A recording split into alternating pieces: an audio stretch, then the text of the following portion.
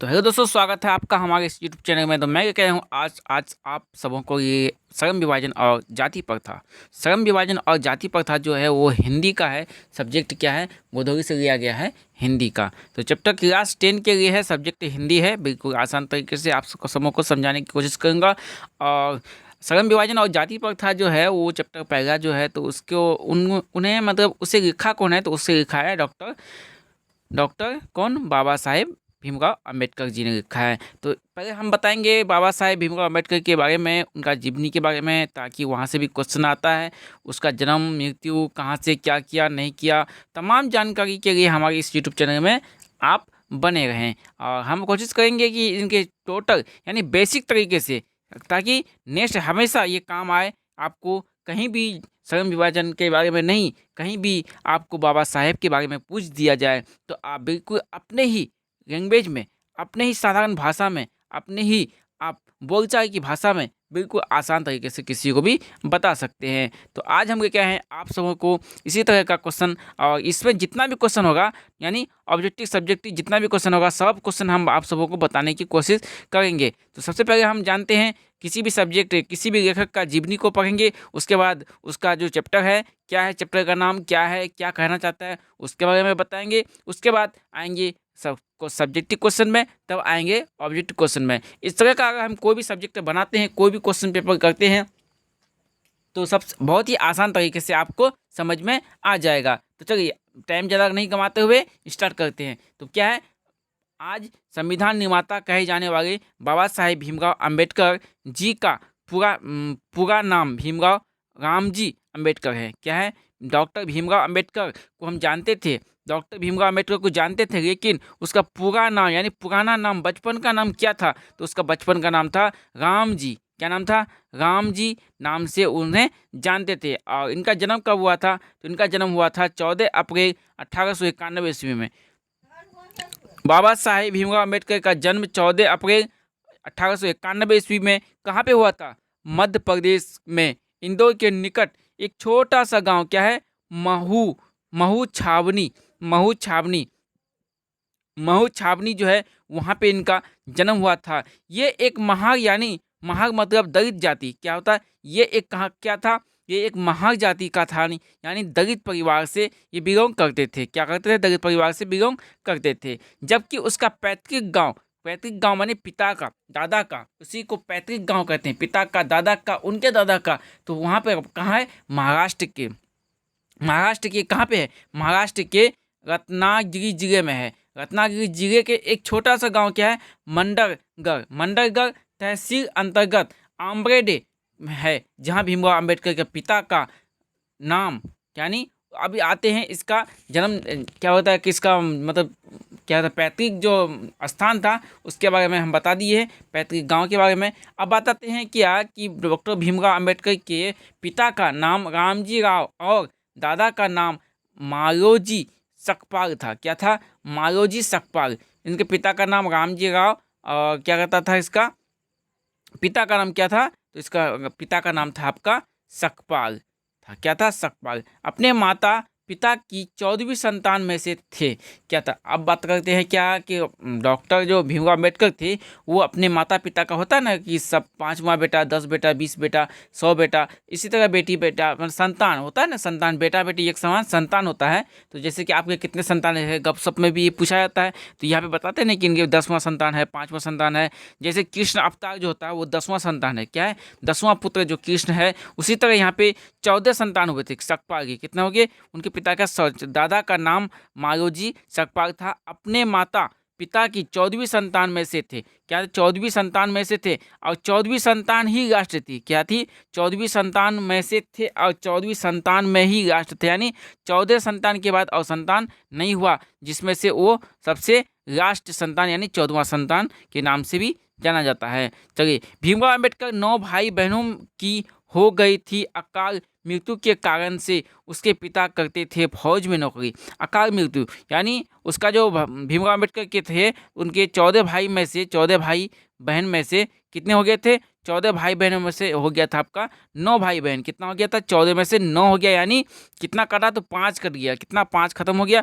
और उनका पिता जो था, तो उनका पिता क्या करते थे, उनका पिता जो फौज में एक नौकरी करते थे, फौज में यानी फौज में थे भर्ती। चलिए अब बात करते हैं कि बाबा साहेब के बचपन का नाम भीमराव एकपाल उर्फ भीमा था। क्या था?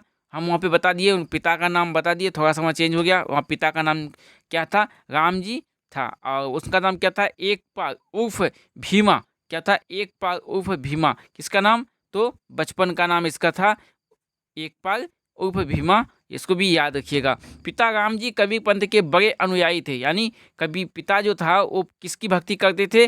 कबीरदास की। कबीरदास की उल्टी बानी भीगे कमर बरसे पानी, ये कहावत भी है। तो यहाँ पे क्या कहता? कबीरदास के यानी राम जी उनके मतलब बाबा साहेब के पिताजी, बाबा साहेब के पिताजी, और पिताजी कौन सा पंथ में थे? बाबा साहेब नहीं थे, बाबा साहेब नहीं थे, उनके पिताजी थे कौन सा पंथ में? तो ये कबीर पंथ के अनुयायी, यानी अनुयायी मतलब उनके उपासक भक्तिकार यही सब थे, यानी अनुयायी इसी को कहते हैं। जबकि उनकी माता भीमाबाई की धार्मिक प्रवृत्ति की घरेलू महिलाएं थी।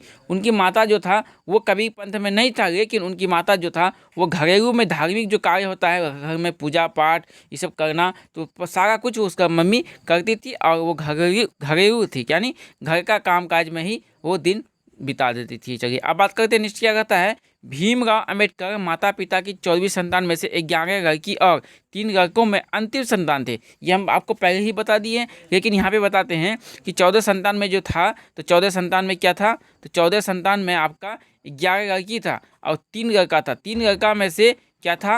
वो अंतिम संतान था। क्या था? सबसे लास्ट संतान जो था पिछला, वही था। वो क्या था? भीमराव के पूर्व के 13 बच्चों में से केवल 4 बच्चे, यानी पूर्व यानी 13 बच्चे जो थे उनमें से केवल 4 बच्चे बलराम, क्या था पहला का नाम? बलराम, आनंदराव, मंजूला और तुलासा, ये 4 बच्चे जीवित थे। क्या थे? ये 4 बच्चे जीवित थे। अकाल मृत्यु होने के कारण इन सब की मृत्यु हो गई थी, जबकि भीमराव के बाकी भाई बहनों की अकाल मृत्यु हो चुकी थी, यानी अचानक मर जाना, इसी को कहते हैं अकाल मृत्यु। भीमराव अंबेडकर माता पिता की 14वीं संतान में से 11 थे, ये तो डबल हो गया यहाँ पे। चाहिए अब बात करें, निश्चय क्या कहता है कि 20 नवंबर 1896 ईस्वी के समय में मात्र 5 वर्ष की आयु में ही मां का साया उनके सिर से उठ गया। यानी 14 संतान जो हुआ, तो 14 संतान में से क्या हो गया? सबसे छोटा संतान था डॉक्टर भीमराव अंबेडकर। क्या था? डॉक्टर भीमराव अंबेडकर। लेकिन डॉक्टर भीमराव अंबेडकर 14 संतान के बाद, यानी इनका अगर 5 वर्ष हुआ तो 5 वर्ष के बाद इनका मृत्यु हुआ। कब हुआ था? उनका मतलब माँ का जो मृत्यु हुआ, तो तब तक ये भीमराव अंबेडकर कितने वर्ष के हो गए? 5 वर्ष के हो गए। यानी 5 वर्ष के बाद उनकी माता का मृत्यु हो गया, इसलिए उसका माँ का साया वहाँ से उठ गया। क्या हो गया? उनके माँ का साया वहाँ से उठ गया। इसके बाद उसकी बुआ यानी पीसी, बुआ किसको कहते हैं? बुआ पीसी को, अब फुआ पीसा को कहते हैं। तो बुआ यानी उसकी पीसी का नाम क्या था? मीरा ने चारों भाई बहनों की देखभाल की। बचपन से ही भीमराव कसाग यानी तक्षण बुद्धि वाला, बचपन से ही कसाग यानी कुशाग्र यानी जल्दी कोई बात अगर हम आपको बोलें आप जल्दी समझ जाइए। कोई चीज़ आपको लिखने बोले तो आप फटाक से लिख दीजिए। कोई चीज़ पूछे तो आप उसका जवाब सही से दे दीजिए, तो फटाफट दे दीजिए। उसी को कहते हैं तक्षण बुद्धि वाला। उसी को कहते हैं, क्या कहते हैं? उसी को कहते हैं कुशाग्र। उसी का नाम है तक्षण, यानी बुद्धि वाला को कुशाग्र कहते हैं। तो बुद्धि के थे, यानी बुद्धि के कुशाग्र बुद्धि के थे। वे पढ़ने में काफ़ी तेज थे। क्या थे? वो पढ़ने में, भीमराव अम्बेडकर जो थे वो पढ़ने में काफ़ी तेज थे। उनकी अनूठी प्रतिभा से प्रभावित होकर एक चहेते ब्राह्मण शिक्षक ने उन्हें अम्बेडकर उपनाम दिया। क्या? अम्बेडकर का नाम अम्बेडकर ही नहीं, अम्बेडकर क्या है? एक उपनाम दिया। पहले क्या नाम था? एकपाल। क्या नाम था? एकपाल नाम था। क्या था? एकपाल। और राम जी किसका नाम था? राम जी उनके पापा का नाम था। क्या था? पिताजी का नाम था, और उनका नाम था एकपाल।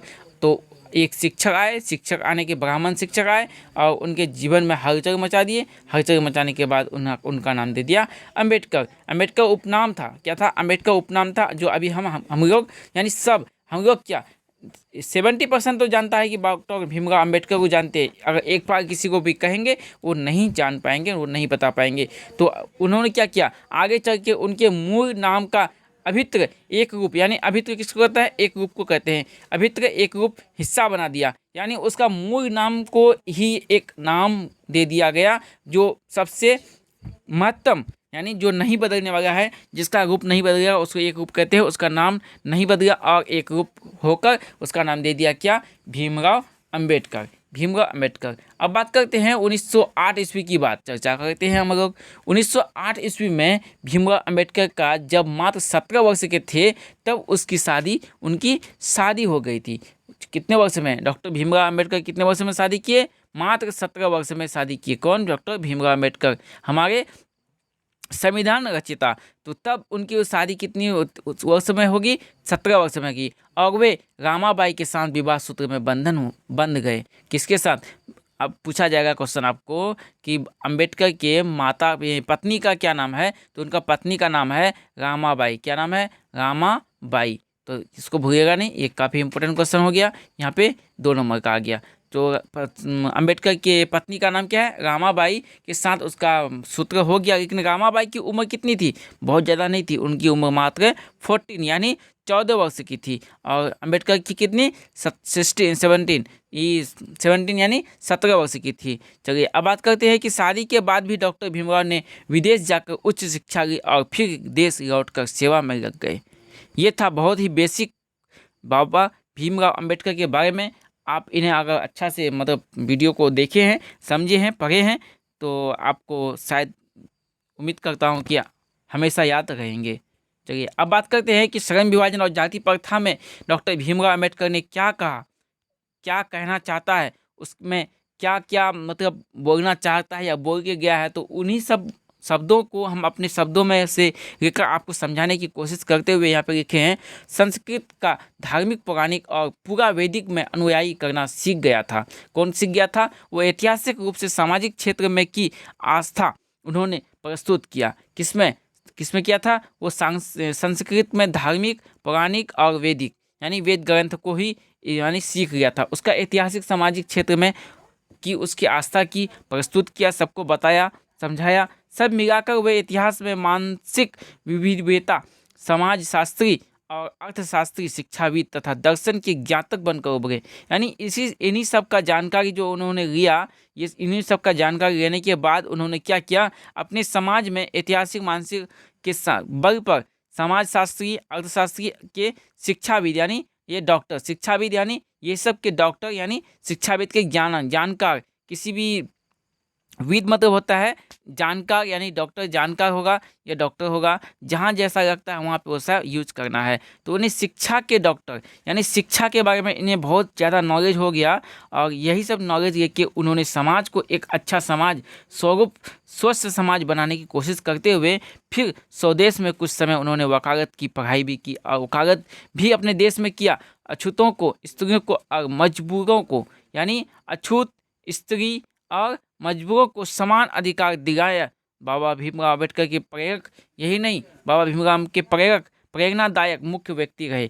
कौन सा, ये 3 व्यक्ति थे जो बाबा साहेब को कभी कभी, हमेशा यानी अच्छी अच्छी बात, अच्छी अच्छी सलाह, अच्छा ज्ञान देने की कोशिश कर रहे थे। तो ज्योतिबा फुले यानी कबीरदास, ये 3 व्यक्ति का नाम है, कबीर दास, बुद्ध और कौन, ज्योतिबा फुले। इन्हीं तीनों ने इन्हें अच्छे यानी प्रेरणादायक मुख्य बातें समझाते थे। भारत के संविधान निर्माण में उनकी महती भूमिका और एक सुनिश्चित समर्पण के कारण ही हम उन्हें भारतीय संविधान का निर्माता कह सकते हैं। और भी बात कहने का अगर है तो यहाँ पे हम कह सकते हैं, आगे क्या अपने लाइन में जोड़ देना, अगर आपको कुछ यहाँ पे लिखना है और भी, तो यहाँ से आप इधर कुछ भी लिख सकते हैं, अपने वर्ड को जोड़ सकते हैं। उनके बाद आपको कहना है कि और कहकर उन्हें श्रद्धांजलि अर्पित करते हैं। उनका निधन कब हुआ, तो 1956 ईस्वी में इसकी निधन हो गई। बाबा साहेब को हम लोग भारतीय संविधान निर्माता कहकर उन्हें श्रद्धांजलि अर्पित करते हैं। क्या करते हैं, तो बाबा साहेब का निधन 1956 ईस्वी में हो गई। ये आप सुन गए अच्छा से, भारतीय संविधान का निर्माता कहकर हम लोग यानी हम लोग नहीं देना है, तो हम उन्हें श्रद्धांजलि अर्पित करते हैं, ये देना है। समझ गए। चलिए अब बात करते हैं कि आज हम बताने वाले हैं आप सभी को श्रम विभाजन और जाति प्रथा के बारे में। डॉक्टर भीमराव अंबेडकर का क्या निर्णय रहा, क्या मतलब उनका परिचय रहा, क्या रहा, क्या कहना चाहता है वो इस मतलब क्या इसके बारे में।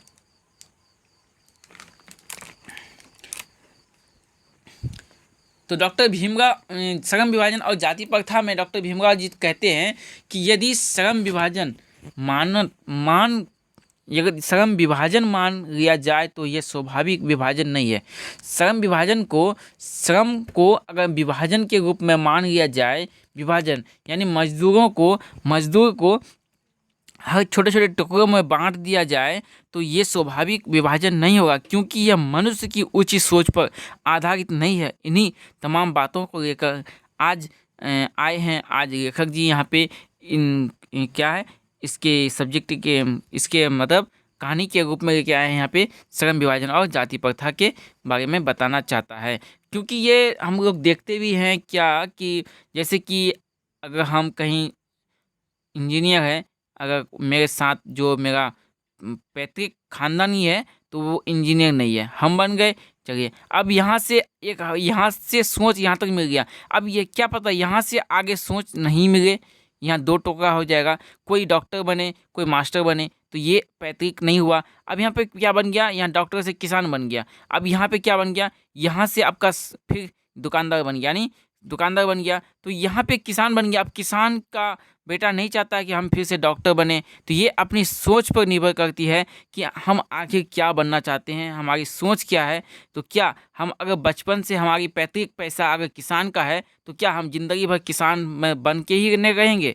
नहीं, ऐसा नहीं करना है। अगर आप चाहते हैं कि हम डॉक्टर बने तो आप यहाँ से ऊपर की ऊंचाई की तरफ देख सकते हैं। अगर आपका गार्जियन कह रहा है कि नहीं आप हम किसान हैं, आप भी किसान बन के ही रहो, तो इस तरह क्या होता है कि पीढ़ी दर पीढ़ी मतलब उसी एरिया में रह जाता है, ना वो ऊपर हो पाता है ना नीचे हो पाता है, बस वहीं का वहीं वो लटक झटक के किसी तरह अपना जीवन यापन करते हैं। तो इसी तरह यही बात ये क्या है कि श्रम को अगर विभाजन के रूप में बांटा जाए, जाति प्रथा के रूप में बांटा जाए तो ये बिल्कुल सही नहीं होगा, ये बिल्कुल सही नहीं होगा। इसी को बताने की कोशिश करा कौन, डॉक्टर भीमराव अंबेडकर जी। चलिए अब आते हैं प्रश्न की तरफ। तो लेखक किस विडंबना की बात करते हैं? यहाँ पे विडंबना का मतलब ये होता है, क्या होता है, नकल उतारना यानी हूबहू करना, ये विडंबना का अर्थ होता है। तो लेखक किस विडंबना की बात यहाँ पे करता है, विडंबना का स्वरूप क्या होता है? तो यहाँ पे आपको लिखना है लेखक बाबा साहेब भीमराव अंबेडकर जी विडंबना, यानी विडंबना का मतलब क्या होता है, नकल उतारना, सेम वही काम करना, जो काम हमारा पैतृक करके आया है वही काम हम भी करें, उसी को कहता है विडंबना का यानी नकल उतारना की बात करते हुए कहते हैं कि इस युग में भी जातिवाद के पोषकों की कमी नहीं है, जिसका स्वरूप है कि जाति प्रथा श्रम विभाजन के साथ साथ श्रमिक विभाजन का रूप ले रखा है, जो अस्वाभाविक है, यानी जो पैतृक पैसा मेरा जो बटा हुआ है, जो मेरा बाप दादा करके आया है, उसी काम को हम आगे दर पीढ़ी दर बढ़ा रहे हैं। तो यही कहना चाहता है कि ये काम बिल्कुल गलत है। अगर आप ऊंचाई की तरफ देख रहे हैं, देखना चाहते हैं, कोशिश कर रहे हैं तो कीजिए, ये गलत नहीं है। नहीं करना उसी काम को मजबूरी के रूप में, कभी कभी मजबूरी हो जाता है कि हम वही काम करते आ रहे हैं, वही काम हमको करते रहना है, ये बिल्कुल अस्वाभाविक है, यानी ये बिल्कुल गलत है। यही कहना चाहता है कौन, डॉक्टर भीमराव अंबेडकर। चलिए अब नेक्स्ट क्वेश्चन क्या कहता है, जातिवाद के पोषक उसके पक्ष में क्या तर्क देते हैं? जातिवाद के पोषक उसके पक्ष में क्या तर्क देते हैं, यानी जातिवाद जो होता है वो जातिवाद के रूप में अपने काम को, कार्य को बांट देता है। तो इसी बात को कौन, लेखक क्या तर्क देते हैं, इसके बारे में लेखक क्या कहना चाहता है, तो आइए जानते हैं। नीचे आइए। तो जातिवाद के पोषकों का तर्क यही है कि आधुनिक सभ्य समाज कार्य कुशलता के श्रम विभाजन आवश्यक मानता है। हाँ, ये जरूरी है कि हम इस सभ्य समाज, आधुनिक समाज जो है, इस समाज में हम कैसे खुश रहें, कैसे कुशल रहें, कैसे हम अपना जीवन यापन खुशहाल बिताएं, यही कहना चाहता है कि ये विभाजन एक आवश्यक मानता है। लेकिन जाति प्रथा के श्रम विभाजन का दूसरा रूप है, इससे कोई बुराई नहीं है, आप अपने इच्छा के विरुद्ध अपने कार्य को कर सकते हैं, इसमें कोई बुराई नहीं है। हाँ, बुराई कहाँ पे है, जैसे हम जाति प्रथा लेकर चलेंगे, अपना श्रम को देंगे, वहाँ पे ये बुराई कह रहा है। लेकिन यहाँ पे जो अपना इच्छा से हम कर रहे हैं ये बुराई नहीं है, इसका दूसरा नाम यही है, विभाजन। चलिए अब बात करते हैं क्वेश्चन नंबर 5 में क्या कहता है कि जातिवाद के पक्ष में दिए गए तर्कों पर लेखक की प्रमुख आपत्ति क्या है? मतलब ये जातिवाद के पक्ष में जो बयान देते हैं, जो कहना चाहते हैं, इसमें आपत्ति क्या है, यानी नुकसानी क्या है, नुकसान का बात कहाँ कह दिया, यही सब कहना चाहता है इसके माध्यम से। तो यहाँ पे इसका आंसर क्या होगा कि जातिवाद के पक्ष में दिए गए तर्कों पर लेखक की आपत्ति इस प्रकार है कि जाति प्रथा श्रम विभाजन के साथ साथ श्रमिक विभाजन का भी रूप ले रखा है। किसी भी सभ्य समाज में श्रम विभाजन व्यवस्था, यानी व्यवस्था जो उसका होता है श्रम विभाजन का, वो श्रमिक के विभिन्न वर्गों में अस्वाभाविक विभाजन नहीं करता है, वो अस्वाभाविक विभाजन नहीं करता है। इसलिए यहाँ पे क्या होता है, वाद विवाद पे, श्रम विभाजन पे, जातिवाद पे बंटवारा हो जाता है। चलिए आज के लिए बस इतना ही रहने देते हैं, फिर नेक्स्ट में मिलते हैं नेक्स्ट वीडियो के, तो बने रहिए हमारे यूट्यूब चैनल में। तब तक के लिए वीडियो को देखना और लाइक शेयर करना ना भूलें, और हमारे चैनल में नए हैं प्लीज़ तो सब्सक्राइब जरूर करें। तब तक के लिए बने रहिए। जय हिंद, जय भारत।